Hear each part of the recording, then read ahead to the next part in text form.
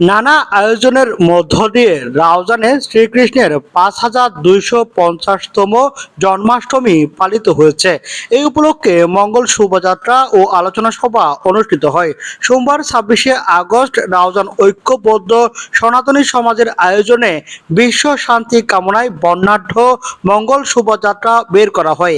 এতে 40টি মঠ মন্দির, বিভিন্ন সংগঠন অংশগ্রহণ করেন বলে জানিয়েছেন আয়োজকরা। অনুষ্ঠান সূচিতে ছিল রাউজানের সকল গীতা স্কুলের ছাত্রছাত্রীদের নিয়ে সমবেত গীতা পাঠ, দেশের দুর্যোগ পরিস্থিতি ও মানুষের মঙ্গল কামনায় সমবেত প্রার্থনা, মঙ্গল শোভাযাত্রা, প্রসাদ বিতরণ।